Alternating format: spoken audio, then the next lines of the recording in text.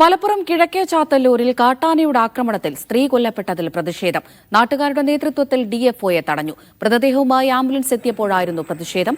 യാതൊരു മുന്നറിയിപ്പും നൽകാതെയാണ് വനംവകുപ്പ് ആനയെ വെടിവെച്ചതെന്ന് നാട്ടുകാർ പറഞ്ഞു.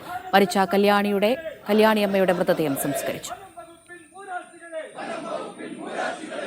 ജംഷീർ കൊടിഞ്ഞി വിവരങ്ങൾ നൽകാനായി ചേരുന്നുണ്ട്. ജംഷീർ, നാട്ടുകാരുടെ പ്രതിഷേധം അത് അവസാനിച്ചോ?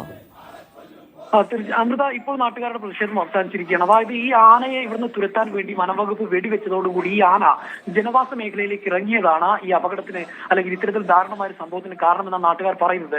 അതായത് യാതൊരു വിധത്തിലുള്ള മുന്നറിയിപ്പ് നൽകാതെയാണ് ഈ കാട്ടാനയെ വനംവകുപ്പ് തുരത്താനുള്ള ശ്രമം നടത്തിയത്. എന്ന് വെച്ചാൽ ഈ പ്രദേശങ്ങളിലൊക്കെ തന്നെ ആളുകൾ പുറത്തിറങ്ങുന്ന സമയമാണ്. അവിടെ കൃഷിയുമായി ബന്ധപ്പെട്ട ആളുകൾ ഇറങ്ങുന്നതാണ്. മാത്രമല്ല അവിടെ സമീപത്തൊരു ചോലയുണ്ട്. ആ ചോലയിൽ ആളുകൾ കുളിക്കുന്നുണ്ട്. അങ്ങനെ പുറത്തെല്ലാം തന്നെ ആളുകൾ ഇങ്ങനെ നടക്കുന്ന സമയത്ത് ഒരു മുന്നറിയിപ്പ് നൽകാതെ സാധാരണഗതിയിൽ ഒരു അനൗൺസ്മെന്റ് എങ്കിലും അല്ലെങ്കിൽ ഏതെങ്കിലും തരത്തിലുള്ള മുന്നറിയിപ്പ് ഇങ്ങനെ കാട്ടാനയെ തുരത്താൻ ശ്രമിക്കുന്നുണ്ട്, ആളുകൾ ജാഗ്രത പാലിക്കണം എന്നുള്ള മുന്നറിയിപ്പ് നൽകാറുണ്ട്. ഇന്ന് അങ്ങനെ ഒരു മുന്നറിയിപ്പ് ഉണ്ടായില്ല.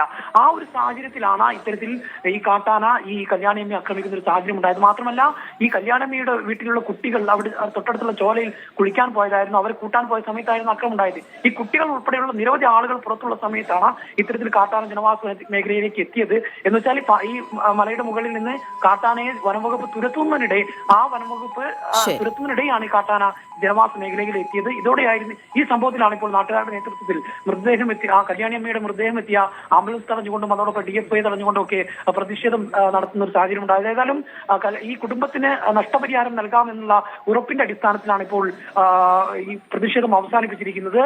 അതിൽ ഒരു തുക, ഈ നഷ്ടപരിഹാര തുകയിൽ ഒരു തുക നാളെ തന്നെ കുടുംബത്തിന് കൈമാറുമെന്നുള്ള ഉറപ്പ് അധികൃതർ നൽകിയതിന്റെ കൂടി അടിസ്ഥാനത്തിലാണ് ഇപ്പോൾ പ്രതിഷേധം അവസാനിപ്പിച്ചിരിക്കുന്നത്. ജംഷീർ കൊടിഞ്ഞിയാണ് വിവരങ്ങൾ നൽകിയത്.